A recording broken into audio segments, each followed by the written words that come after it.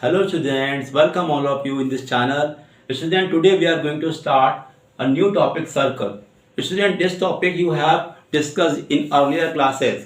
आप लोगों ने पहले भी इसको पढ़ा हुआ है और आप जानते हैं कि सर्कल टर्म क्या होता है, लेकिन इसकी डेफिनेशन कभी नहीं पढ़ी होगी आपने। हम लोग पहले पढ़ते हैं सर्कल की डेफिनेशन क्या है और उसके कुछ ऐसे टर्म्स है वो हमें पढ़ने होंगे। हो सकता है पहले आपने पढ़े हों, लेकिन अब उनको आप ध्यान से फिर से पढ़िए क्योंकि हमें आज पढ़नी है नई नई theorems. So please see the full video. Let us discuss the how can you define a circle.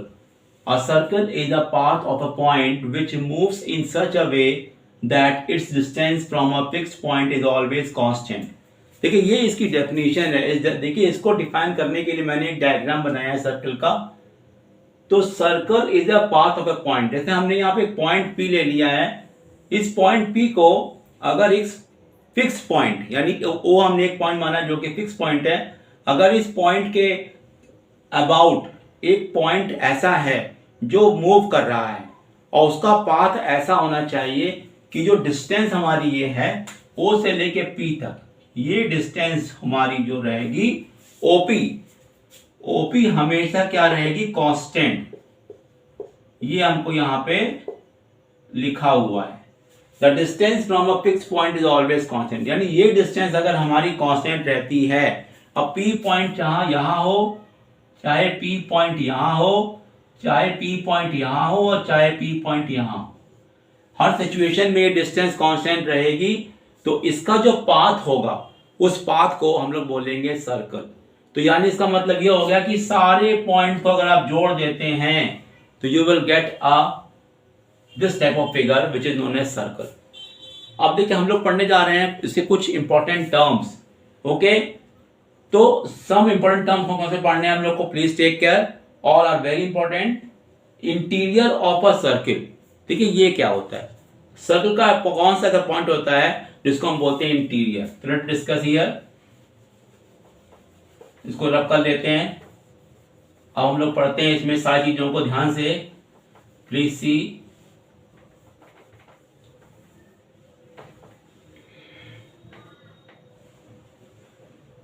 तो ये मान लेते हैं इसका हमें सेंटर है। तो इंटीरियर सर्कल का मतलब क्या हुआ कि सर्किल के अंदर यानी कि इस तरफ जितना भी पार्ट है, यानी यहां यहां यहां कोई भी हिस्सा लेते हैं, इसको बोलते हैं इंटीरियर ऑफ सर्कल। फिर आता है एक्सटीरियर ऑफ सर्कल का मतलब ये सर्कल के बाहर, यानी इसके बाहर ये सारा का सारा हिस्सा कहलाता है, सारा का सारा पोर्शन कहलाता है एक्सटीरियर ऑफ सर्कल। तो ये टर्म्स क्वेश्चन में यूज किए जाएंगे, इंटीरियर एक्सटीरियर। तो please take care. Chord and diameter of circle. Circle के ऊपर सरकमफ्रेंस जिसको बोलते हैं, यहां पर अगर आप कोई भी दो पॉइंट ले लेते हैं और उसको ज्वाइन कर देते हैं तो इसको हम बोलते हैं बच्चों कॉर्ड। तो यहां पे क्या हो गया कि PQ हमारी हो गई कॉर्ड, इजंट इट? इसको हम बोलते हैं कॉर्ड। तो किसी भी सर्किल में काउंटलेस कॉर्ड खींच सकते हैं, यानी कि number of chords can not be counted in a circle. Okay student, diameter of circle क्या होता है, अगर हम किसी भी कॉर्ड को इस तरह खींचे कि वो सेंटर से होके जाए। जैसे हमने मान लिया कि अगर हमने ये वाली कॉर्ड खींच ली जो कि सेंटर से जा रही है, मान लेते हैं ये RS है, इट गोज थ्रू सेंटर, तो इसको हम बोलेंगे डायामीटर और ये कहलाएगी लॉन्गेस्ट कॉर्ड, सबसे लंबी कॉर्ड बोली जाती है। तो अगर कोई आपसे पूछता है कि how many longest chord can be drawn in circle, तो you will say there are many chords and many diameters you can draw. Okay, तो number of chords can not be counted, number of diameter can not be counted, there are countless. Okay, फिर आता है secant of a circle. Secant circle क्या होता है, देखिए जब कोई भी हमारी कॉर्ड है अगर हम उसको बाहर बढ़ा दें, जैसे हमने इसको बाहर बढ़ा दिया, मान लेते हैं ये हमारे पास AB एक कॉर्ड थी लेकिन इसको मैंने बाहर बढ़ा दिया, यानी ये हो गया C और ये हो गया D पॉइंट। तो इसको बोलेंगे हम लोग सेकेंड, क्या बोलेंगे, CD is called second. Okay, फिर हमारा टॉपिक आता है बच्चों टेंजेंट ऑफ अ सर्किल। अब देखिए सर्कल के ऊपर बहुत सारे मैंने पॉइंट यहाँ दिखाए हैं। अगर हम सर्कल के ऊपर कोई पॉइंट ले लें और एक ऐसी लाइन खींचे सर्कल के ऊपर जो उस पॉइंट को टच करते हुए जाए, जैसे मैंने यहाँ पर मान लिया कि एक पॉइंट ले लिया है सर्कल के ऊपर, मान ले लेते हैं यहाँ पर मैंने ले लिया है M, ये पॉइंट मैंने, अब यहाँ पर क्या करना है, एक लाइन ऐसी ड्रॉ करनी है जो इस पॉइंट को टच करते हुए ऐसे जाए, और मान लेते हैं इसका नाम है S और मान लेते हैं ये L। तो SL एक ऐसी लाइन है जो पॉइंट M से जा रही है, सर्किल को छूती हुई जा रही है। तो हम क्या बोलेंगे इसको, SL को बोलेंगे टेंजेंट। क्या बोलेंगे बच्चों, we will call it tangent. और पॉइंट M को क्या बोलेंगे, पॉइंट M को बोलेंगे point of contact, isn't it, इसे बोलेंगे पॉइंट ऑफ कॉन्टैक्ट। ये पॉइंट ऑफ कॉन्टैक्ट है। इस तरह देखेंगे आप तो हर एक पॉइंट पर आप टेंजेंट खींच सकते हो। तो किसी भी पॉइंट पर आप टेंजेंट खींच सकते हो, इसका मतलब ये हुआ कि एक पॉइंट पे केवल एक टेंजेंट आप खींच सकते हो। तो इसका मतलब ये हुआ कि सर्कल के ऊपर आप हजारों करोड़ों टेंजेंट खींच सकते हैं। You can not count the number of tangent because every point of contact has its own tangent. Okay student, अब आता है हमारा आर्क ऑफ अ सर्किल। तो देखिए बच्चों, सर्किल के ऊपर बहुत सारे पॉइंट नजर आ रहे हैं आपको, जैसे मैंने बताया। इसमें से कोई भी दो पॉइंट गेस कर लीजिए तो वो कहलाता है आर्क ऑफ अ सर्किल। जैसे PM, MQ, QS, SB, PQ, PR, ये सारे के सारे आर्क हैं। तो आर्क यहाँ होती क्या है, आर्क होती है माइनर, मेजर, दो तरह की आर्क मेनली होती हैं। तो डायग्राम में समझते हैं बच्चों यहाँ पर कि मान लेते हैं कोई एक सर्कल है और आपने उसमें दो ऐसे पॉइंट गैस किए हैं, मान लिया A और B। तो जो ये AB आपने ये जो मार्क किया है, इसको हम ऐसे रिप्रेजेंट करते हैं। तो आपको देख के लग रहा होगा कि ये कैसी है, छोटी आर्क लग रही है, ये छोटी है, तो इसको बोलेंगे माइनर आर्क। लेकिन अगर आप B से लेके A तक का पार्ट को देखें तो ये कहलाएगी मेजर आर्क। तो लिख लीजिए यहां पर, ये क्या कहलाएगी, it is called the minor arc and this is called major arc. इसी प्रकार से आपका आता है सेमी सर्कल और सरकमफ्रेंस।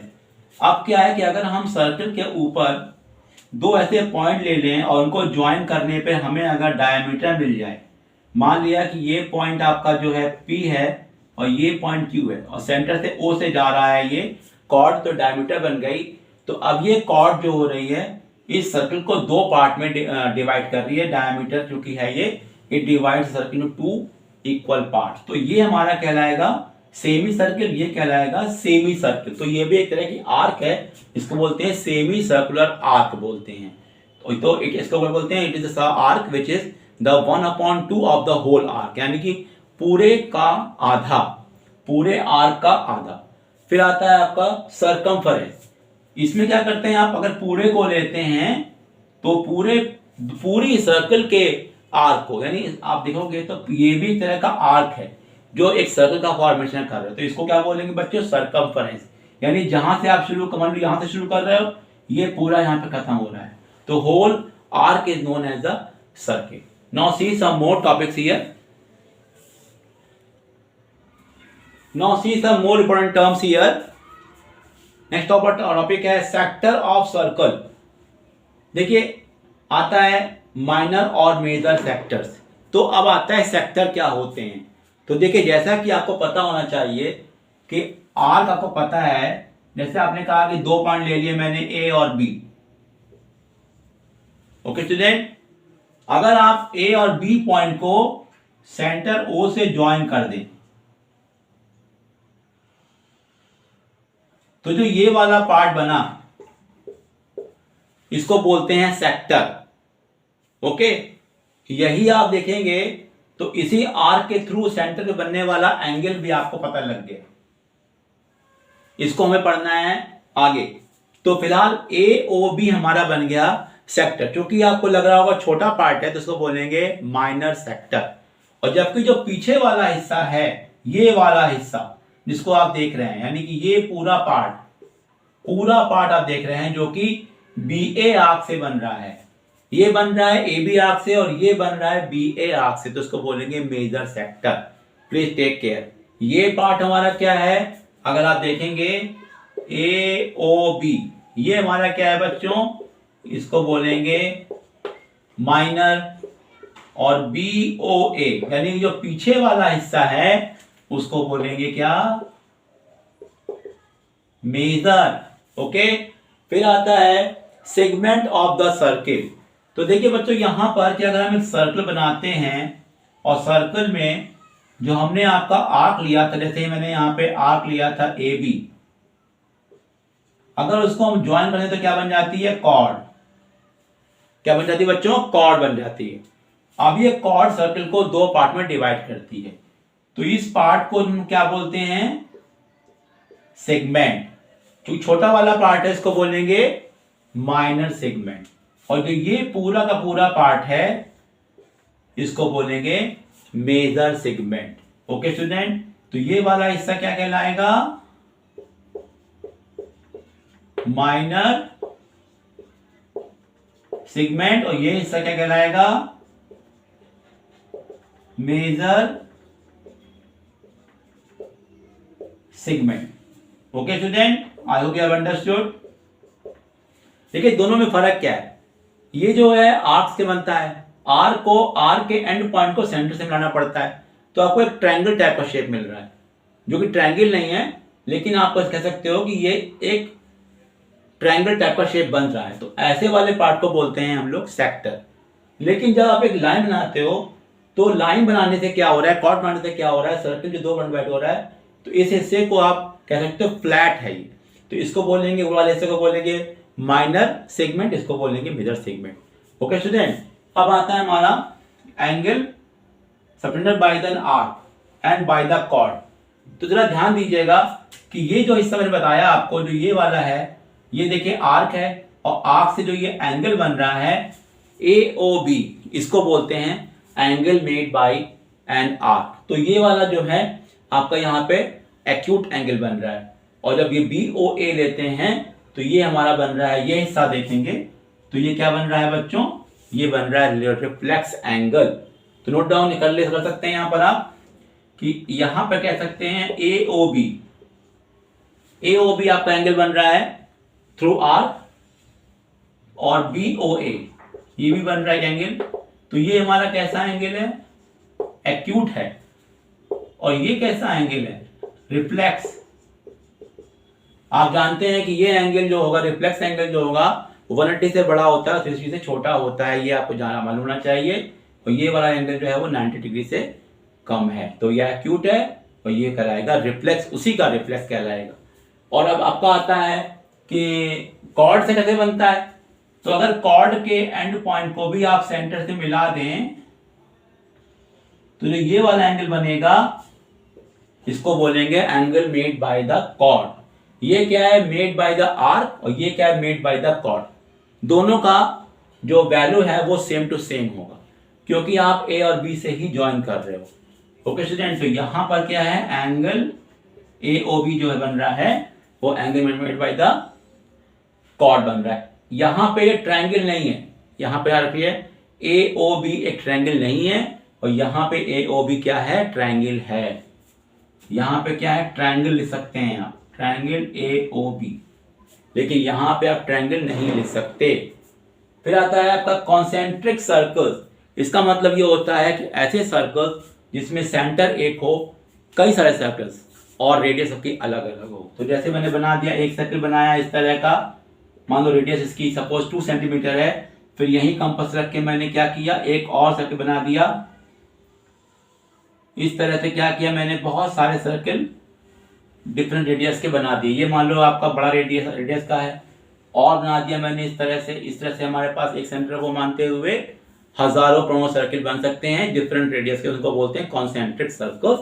और फिर आता है इक्वल सर्कल का मतलब क्या हो गया कि ऐसे सर्कल्स जिनकी रेडियस इक्वल हो, we call them equal circles.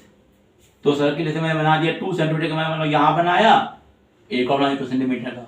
तो दोनों की, अगर दोनों का सेंटर मान लेते हैं, एक का ओ है और एक का ओड है, लेकिन दोनों की जो रेडियस है मान लेते हैं 2 सेंटीमीटर है, तो इसे जानते क्या बोलेंगे, इसे बोलेंगे हम लोग इक्वल सर्कल या बोलेंगे congruent circles. Very very important.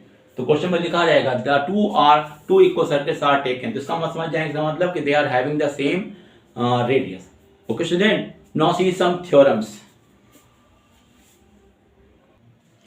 Now student, let's see some important theorem of this chapter. Please take care all of them because they will be used in the numerical problems. Okay student, and see the full video. This is my request.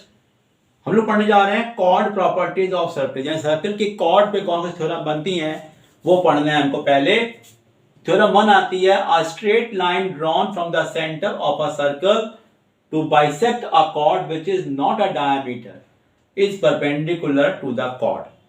इसका मतलब ये हुआ कि अगर हम एक circle ले लें, मान लिया मैंने एक सर्कल बनाया यहां पर, तो सर्कल में कह रहे हैं a straight line drawn from the centre of a circle, तो सेंटर मैंने मार्क कर लिया यहां पर, मान लिया O, to bisect a chord, मैंने यहां पर एक कॉर्ड खींच ली। देखिए बच्चों, कॉर्ड बोला है which is not a diameter, लेकिन कॉर्ड वो डायमीटर नहीं हो सकती, क्योंकि वो डायमीटर अगर होगी तो सेंटर से पास होगी तो आप वो लाइन ड्रॉ कर ही नहीं पाएंगे। जैसे मान लो ये लाइन अगर यहां खींच देते तो सेंटर से इसके परपेंडिकुलर आप नहीं गिरा पाते। तो क्या किया आपने, लिखा है टू बाइसेक्ट अ कॉर्ड, यानी अगर कॉर्ड ए बी दी हुई है तो जो सी पॉइंट है वो इसका मिडिल पॉइंट है, यहां लिखा है बाइसेक्ट। क्या दिखाना है, is perpendicular to the chord, यानी कि दिखाना है ये एंगल आपका राइट एंगल है। तो याद रखिए क्या क्या गिवन है आपको, गिवन आपको है यहां पर AC is equal to BC, ये दोनों पार्ट इक्वल है बिकॉज ये बाइसेक्ट कर रही है। तो करना यहां पे होगा कि आप O को A से मिला दो और O को B से मिला दो, और क्या प्रूफ करना है, प्रूफ करना है OC परपेंडिकुलर टू AB, ये प्रूफ करना है बच्चों, OC AB के परपेंडिकुलर है। तो बहुत ही आसान है, यूजिंग कॉन्करेंसी आप प्रूफ कर सकते हैं बहुत इजीली। तो देखिए बच्चों, ट्रायंगल OAC और OBC को ले लीजिए, OAC और ट्रायंगल OBC को ले लेते हैं और प्रूव करते हैं they are congruent. Let us see how can we prove. देखिए OA is equal to OB हो जाएगा radius, AC is equal to BC हमें गिवन है, और OC जो हमारे लिए कॉमन है, तो हमें ऑल साइड्स मिल गई इक्वल। तो क्या मिल गया, OA is equal to OB, दूसरा मिल गया हमको OC is equal to OC, और तीसरा मिल गया हमको AC is equal to BC। तो OA और OB क्यों इक्वल हैं, क्योंकि ये रेडियस हैं, तो रेडियाई लिख लिया हम लोगों ने, they are radii of same circle. ये मेरा क्या हो जाएगा बच्चों, कॉमन, और ये हमें क्या दिया है, गिवन है। तो क्या देखा हम लोगों ने कि by side side side, concurrency सुनी है आपने जूनियर क्लासेस में, इन 30 की वजह से ये दोनों ट्रायंगल क्या हो गए, कॉन्करेंट हो गए। तो we can write OAC congruent to OBC, OAC and OBC are congruent, that's why ये दोनों एंगल आपस में इक्वल हो गए, जितना ये होगा उतना ये होगा, और ये बन रही है आपकी स्ट्रेट लाइन, तो हो जाएंगे 90-90। Therefore we can say angle OCA equal to OCB and both are equal to 90 degree. Hence proved.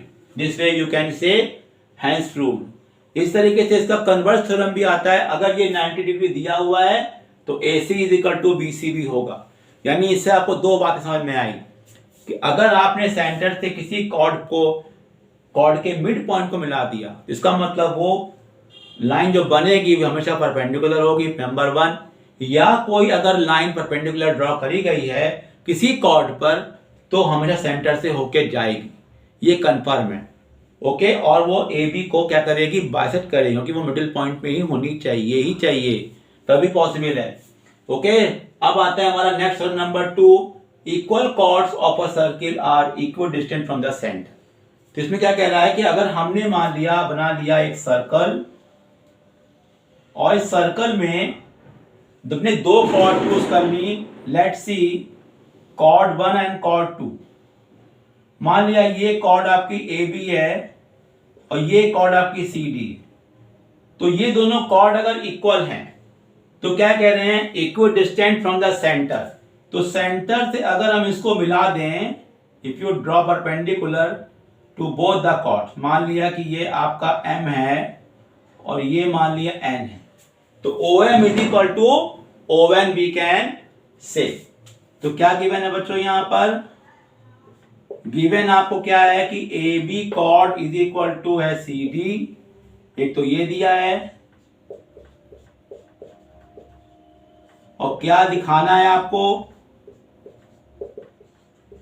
O M is equal to O N.